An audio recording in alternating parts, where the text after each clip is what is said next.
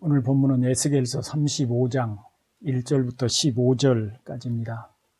함께 봉독해 볼까요?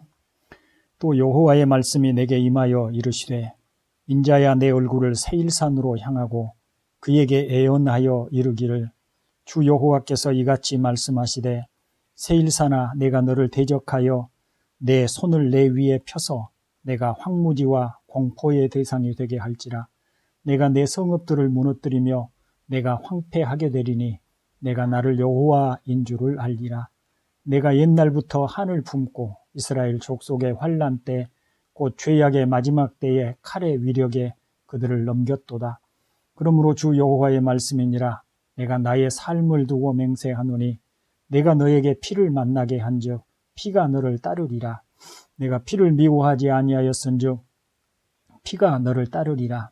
내가 세일산이 황무지와 폐허가 되게 하여 그 이위에 왕래하는 자를 다 끊을지라. 내가 그 죽임당한 자를 그 여러 산에 채우되 칼에 죽임당한 자를 내 여러 맷뿌리와 골짜기와 모든 시내에 엎드려지게 하고 너를 영원히 황폐하게 하여 내 성읍들에 다시는 거주하는 자가 없게 하리니 내가 여호와인 줄을 너희가 알리라. 내가 말하기를 이 두 민족과 두 땅은 다 내 것이며 내 기업이 되리라 하였도다. 그러나 여호와께서 거기에 계셨느니라. 그러므로 주 여호와의 말씀이니라. 내가 나의 삶을 두고 맹세하노니 내가 그들을 미워하여 노하며 질투한 대로 내가 내게 행하여 너를 심판할 때에 그들이 나를 알게 하리라. 내가 이스라엘 산들을 가리켜 말하기를 저 산들이 황폐하였으므로 우리에게 넘겨주어서 삼키게 되었다 하여 욕하는 모든 말을 나 여호와가 들은 줄을 내가 알리로다. 너희가 나를 대적하여 입으로 자랑하며 나를 대적하여 여러 가지로 말한 것을 내가 들었노라. 주 여호와께서 이같이 말씀하셨느니라. 온 땅이 즐거워할 때에 내가 너를 황폐하게 하되 이스라엘 족속의 기업이 황폐함으로 내가 즐거워한 것 같이 내가 너를 황폐하게 하리라. 세일산아 너와 에돔 온 땅이 황폐하리니 내가 여호와인 줄을 무리가 알리라 하셨다 하라. 아멘. 본문은 에돔에 대한 하나님의 심판의 메시지입니다. 오늘 본문 속에 있는 세일산은 에돔을 지칭하는 그런 용어입니다. 하나님은 에스겔서 25장에서 에돔에 대한 심판을 이미 말씀하셨습니다. 그런데 왜 이스라엘의 회복을 말씀하시는 와중에 이 35장에서 에돔에 대한 심판을 다시 말씀하시는지 궁금하지 않을 수가 없습니다. 아마도 오늘 본문 10절에 내가 말하기를 이 두 민족과 두 땅은 다 내 것이며 내 기업이 되리라 하였도다 라는 말에 대답이 있을 듯합니다. 여기서 말하는 이 두 민족과 두 땅은 북이스라엘과 남유다 두 나라와 두 땅을 가리키는데 에돔은 바로 이 가나안 땅, 북이스라엘과 남유다가 살았었던 바로 이 가나안 땅을 욕심을 내어서 그 땅을 자신들의 소유로 삼으려고 시도하고 있었던 듯합니다. 하나님께서 이스라엘을 회복하시기 위해서는 가나안 땅이 에돔의 땅이 되어서는 안 되는 것이고 하나님께서 여전히 가나안 땅을 이게 남겨두셔야 그 땅에 바벨론의 포로로 끌려갔던 이스라엘 백성들이 다시 돌아올 수 있기 때문에 그 땅을 차지하려고 하는 그는 에돔에 대하여 심판을 선고하시고 계시다고 보아야 하겠습니다. 에돔은 바벨론이 유다를 침략할 때 바벨론의 편에 서서 길잡이 노릇을 하기도 하고 심지어는 직접 유다의 멸망에 앞장을 섰던 것으로 보입니다. 본문 5절에 내가 옛날부터 한을 품고 이스라엘 족속의 환난 때 곧 죄악의 마지막 때에 칼의 위력에 그들을 넘겼도다고 합니다. 에돔은 에서가 가진 장자의 축복을 야곱이 가져간 것에 대한 한과 또 다윗 시대 이래로 이스라엘의 지배를 받아온 그런 한을 품고 유다의 멸망에 앞장을 선 것입니다. 그들은 단지 한을 풀려고 유다의 멸망에 협조한 것만은 또 아니었습니다. 가나안 땅에 대한 욕심을 품고 차지하려고 하는 의도도 있었다는 것이죠. 그러나 그들이 알지 못한 것이 있었습니다. 그것은 하나님이 그들의 모든 의도를 알고 계신다는 것입니다. 본문 속에 보면 욕하는 모든 말을 나 여호와가 들은 줄을 내가 알리로다고 하시기도 하고, 또 여러 가지로 말한 것을 내가 들었노라 라고 하나님이 말씀을 하셔서 하나님께서 여전히 가나안 땅에 계시면서 또 그 땅을 주시하여 보시면서 그 땅을 탐내며 이모저모로 말을 하는 그런 에돔에 대한 이 말씀을 듣고 계시다라고 하는 사실을 이렇게 표현하여 보여주고 계십니다. 그래서 하나님은 에돔의 의도와는 달리 오히려 그들이 유다에 대하여 행한 것을 그들에게 돌려 그들이 사는 곳까지 황폐하게 하고 유다에게 칼을 들이대고 피를 흘린 것을 갚아서 그들이 피를 흘리고 엎드려질 것이라고 하십니다. 그로써 감히 하나님의 백성들에 대해서 누구도 함부로 할 수 없음을 분명하게 하신 것입니다.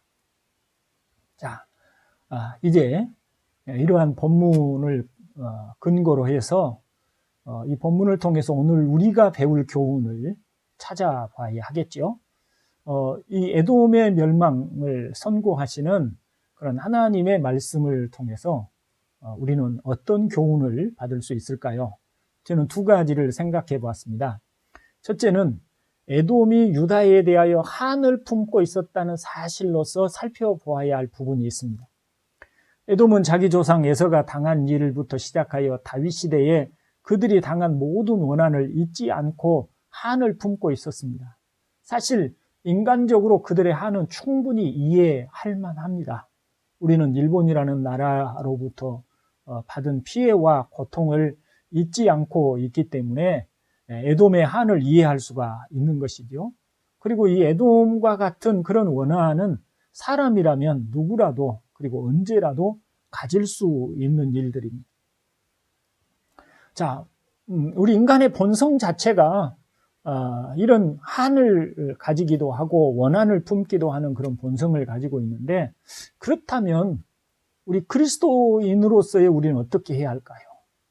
그리스도인으로서 우리가 어떤 피해를 당한다든지 어떤 원한을 가질 만한 그런 일들을 당했을 때에 오늘 우리는 어떻게 해야 할지 이것을 살펴보는 것도 필요한 일이라고 여겨집니다. 구약 성경에는 이는 이로 눈은 눈으로 보복하는 것을 마땅한 일로 말씀을 합니다. 이것을 가지고 많은 사람들이 구약의 하나님과 신약의 하나님이 다르다고 말을 하지요. 구약의 하나님은 보복하시고 원수를 갚으시는 하나님이시다고 하고, 신약의 하나님은 사랑의 하나님이라고 합니다. 그러나 이것은 하나님이 구약에는 이는 이로 눈은 눈으로 갚으라고 하시는 말씀을 통해서 어떤 상대로부터 받은 것 이상의 보복을 하지 말라고 하시는 그런 의도로서 이 말씀을 주신 것으로 우리는 보아야 하는 것이고, 또 구약의 하나님과 신약의 하나님이 다른 것이 아니고 그 시대에 근본적으로 사랑의 하나님이신 분이 그 시대에 따라서 그 받을 만한 정도의 말씀을 주신 것이라고 그렇게 여겨야 합니다. 그래서 구약 시대에는 조금 더 설명할 수 있으면 좋겠지만 여러분들이 다음에 설명할 수 있으면 그때 설명을 드리기로 하고, 이제 구약 시대에 대해서는 우리가 그만큼 정도 생각을 하면 좋겠고요. 그러면 이제 우리 신약 시대의 그리스도인들은 어떤 시대를 살고 있으며 우리는 이런 일들에 대해서 어떤 반응을 보여야 되는가 하는 것입니다. 로마서는 우리가 오직 믿음으로 구원을 얻게 된 사실을 쭉 설명을 하지요. 그리고 나서 이제 그렇게 오직 은혜로 구원을 얻은 우리들이 그리스도인으로서 어떻게 살아야 할까라고 하는 교훈이 12장부터 전개가 되는데, 이 12장에서 이렇게 권면을 합니다. 12장 2절에 너희는 이 세대를 본받지 말고 오직 마음을 새롭게 함으로 변화를 받아 하나님의 선하시고 기뻐하시고 온전하신 뜻이 무엇인지 분별하도록 하라고 합니다. 이제 우리가 오직 은혜로 구원을 받은 사람으로서 이 세대를 따라서 이 세대 사람들이 살아가는 삶의 방식대로 살지 말고 이 세대 사람들이 자신들의 풍조를 따라 살아가는 삶의 방식대로 살지 말고 마음을 새롭게 함으로 그리스도 예수 안에서 새 마음을 가지고 변화를 받아 하나님이 선하시고 기뻐하시고 온전하신 뜻이 무엇인지 분별하도록 하라고 그렇게 권면을 하지요. 그리고 나서 이제 새 마음을 가진 그리스도인의 삶에 대한 이런저런 교훈을 말씀하시는 가운데 17절에서는 아무에게도 악을 악으로 갚지 말고 모든 사람 앞에서 선한 일을 도모하라고 말씀을 합니다. 오늘 구약시대에는 이는 이로 눈은 눈으로 갚으라고 하셨다면 이제 신약시대에서는 우리에게 악을 악으로 갚지 마라. 모든 사람 앞에 선한 일을 도모하라고 권고를 합니다. 그리고 더 나아가서 19절에서는 내 사랑하는 자들아 너희가 친히 원수를 갚지 말고 하나님의 진노하심에 맡기라. 기록되었으되 원수 갚는 것이 내게 있으니 내가 갚으리라고 주께서 말씀하시느니라고 하신 말씀을 하고 있습니다. 여러분, 혹 우리에게 누군가 우리에게 피해를 주고 고통을 주었을 때 본능적으로 우리 안에 마음의 원한을 품을 수 있습니다. 또 오랫동안 미움을 가지고 살아갈 수 있습니다. 그런데 이제 그리스도 안에서 새 사람 된 우리에게 권면하는 것은 그 미움이나 또 용서하지 못하는 마음을 계속 품고 있지 말고 나에게 피해를 주고 나에게 고통을 준 일에 대하여 하나님께 맡기라고 하십니다. 그것이 우리에게도 좋은 일이고 또 그렇게 하여야 하나님이 대신 갚아주시는 것입니다. 물론 그것이 얼마나 어려운 일인지 잘 압니다. 우리 모두는 인간의 감정을 가지고 있는 사람들이기 때문입니다. 그럴 때 우리가 또 더듬어 봐야 할 생각이 있습니다. 그것은 우리가 아직 죄인이었을 때 우리를 위해서 그리스도께서 대신 죽어주신 일을 생각하자는 겁니다. 우리 또한 하나님의 원수로 행하던 사람들이었고 하나님을 대적하던 사람들이었고 하나님을 멸시하고 교만하게 행하던 사람들이었어요. 그런 우리를 향해서 아무런 조건 없이 우리 주님께서 자신의 생명으로 우리의 목숨을 대신해 주셨기 때문에 우리가 이 속죄함을 받을 수가 있었고 구원을 받을 수가 있었습니다. 이런 우리 주 예수 그리스도의 마음, 이것이 오늘 우리가 가져야 될 마음이 아닐까요? 에돔은 과거의 원한을 잊지 않고 끊임없이 자신들의 원한을 갚을 기회를 찾았고 또 기회가 왔다 싶을 때 앞장서서 이제 유다와 이스라엘을 또 해코지하는 그런 일을 했고 하나님으로부터 심판을 선고를 받았지만 오늘 우리 그리스도인들은 이제 정말 우리 주 예수로 말미암아 진정한 사랑이 무엇인지를 알았고 배웠으니 이제 우리는 그에 따라서 진노하심은 하나님께 맡기고 원한은 하나님께 맡기고 우리는 선으로서 악을 갚는 사랑으로서 악을 대신하는 그런 성도의 삶을 살 수 있기를 주님의 이름으로 축원을 드립니다. 저는 본문에서 또 하나의 적용점을 찾아보았습니다. 그것은 하나님이 하나님의 자녀들을 얼마나 사랑하시는가입니다. 하나님은 에돔이 이스라엘에 대해서 한 일을 모두 알고 계셨습니다. 사실 지금 이스라엘은 에돔을 대항할 어떤 힘도 없습니다. 그러므로 하나님이 그들을 대신해서 에돔을 심판하신다고 하십니다. 아무리 이스라엘이 잘못하고 그러므로 하나님의 심판을 받았을지라도 그런 이스라엘을 해코지하려고 하는 에돔의 의도를 하나님께서는 가만두지 않으신다고 하십니다. 우리는 혹시라도 외적으로 볼품없어 보이는 그런 사람이라도 그가 하나님의 자녀라면 그는 하나님이 돌보신다는 것을 잊지 말아야 합니다. 조금 더 나아가서 우리 주변의 어떤 형제가 하나님의 징계를 받아서 매우 곤욕스럽고 정말 어려운 그런 상황에 있을지라도 그 징계는 하나님이 하시는 것이지만, 하나님은 징계하시지만 그렇다고 그를 버리신 것이 아니거든요. 그러므로 우리는 그런 하나님에 대해서, 그런 형제에 대해서 함부로 대하려고 해서는 안 되는 것입니다. 그를 어떤 한 형제에 대하여, 그리스도 안에 있는 한 형제에 대하여 그를 판단하고 그에게 징계를 내리거나 심판하거나 할 수 있는, 판단하시는 분은 오직 하나님이시지 우리가 그런 자리에 있지 않다는 것입니다. 히브리서 1장 14절에서 모든 천사들은 섬기는 영으로서 구원받을 상속자들을 위하여 섬기라고 보내심이 아니냐라고 하신 말씀이 있습니다. 우리 눈에 보이지 않아도 그리스도 예수 안에 있는 하나님의 자녀들에게는 하나님께서 천사들을 보내어서 섬기라고 하셨다는 거죠. 그래서 우리 눈에 보이지 않아도 모든 하나님의 자녀들 곁에는 천사들이 그를 섬기고 그를 이제 보호하고 있다는 것이죠. 이것을 또 주님은 마태복음 18장 10절에서 이렇게도 표현을 하십니다. 삼가 이 작은 자 중에 하나도 없인 여기지 말라. 너희에게 말하노니 그들의 천사들이 하늘에서 하늘에 계신 내 아버지의 얼굴을 항상 배웁느니라고 하였습니다. 그러니까 하나님의 자녀라면 아무리 작은 자라도, 아무리 볼품없어 보이는 사람이라도 그 사람을 섬기는 천사가 있고 그 천사들이 날마다 하나님의 얼굴을 배웁는다고 말을 합니다. 그러니 하나님의 자녀들 한 사람 한 사람이 얼마나 소중한 사람들이고 귀중한 사람들입니까? 저와 여러분이 하나님의 자녀입니까? 그러면 우리에게도 바로 이렇게 섬기는 천사들이 보이지 않지만 우리를 돌보고 있고요. 하나님은 우리에게서 눈을 떼지 아니하시고 우리가 혹 누군가로부터 핍박이나 박해를 받는다면 그것을 하나님은 보시고 우리를 대신해서 하나님이 그들을 갚으시고 우리를 하나님의 손으로 붙들고 계시다라고 하는 것을 우리가 잊지 말아야 한다는 것입니다.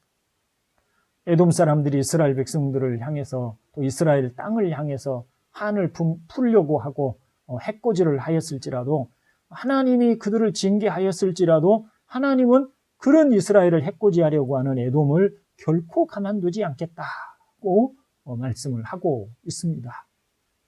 그러니 사랑하는 여러분, 외적으로는 아무리 보잘것없어 보이는 사람이라도 그가 하나님의 자녀라면 하나님이 그를 돌보신다는 것을 잊지 말아야 합니다. 또 우리에게도 스스로 적용해서 우리 스스로 보잘것없다고, 나는 정말 보잘것없는 사람이라고 생각할지 모르지만 하나님은 우리를 너무나 소중하게 여기시고 항상 돌보시고 천사들을 통해서 우리를 돕고 계시고 또 우리가 기도하는 바를 천사를 통해서 항상 들으셔서 우리가 무엇을 기도하고 있고 구하고 있는지를 알고 있다는 것을 우리가 깨달으면 날마다 우리는 얼마나 든든하게 살아갈 수가 있겠습니까?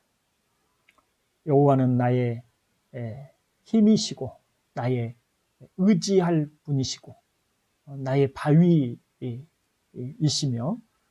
또 나의 산성이시고 나의 방패이십니다. 다윗이 고백한 것과 같은 고백이 우리에게도 있을 줄로 믿습니다. 오늘도 이런 은혜를 잊지 않고 감사하며 살 수 있기를 주님의 이름으로 축원을 드립니다. 기도 제목드립니다. 첫째, 우리는 하나님이 얼마나 우리를 사랑하고 돌보시는지에 대한 믿음을 가져야 합니다. 이를 위해서 기도합시다. 어제도 그런 기도 제목을 드렸어요. 하나님이 우리를 얼마나 사랑하시는지 이것을 좀 알고 좀 우리가 이런 하나님의 사랑을 알고 살기를 위해서 기도합시다 했었는데 정말 우리가 이런 믿음을 가지고 또 이런 믿음으로 살기를 위해서 기도했으면 좋겠습니다. 두 번째, 우리에게 용서의 마음을 갖기 위해서 성령의 사람으로 악을 선으로 이겨나가기를 위해서 기도했으면 좋겠습니다. 세 번째는 나라와 조국 교회를 위해서 그리고 마지막으로 교회 식구들을 위해서 기도하기를 바랍니다. 오늘도 주님의 은혜와 사랑이 함께하는 복된 날이 되시기를 주의 이름으로 축원을 드립니다. 아멘.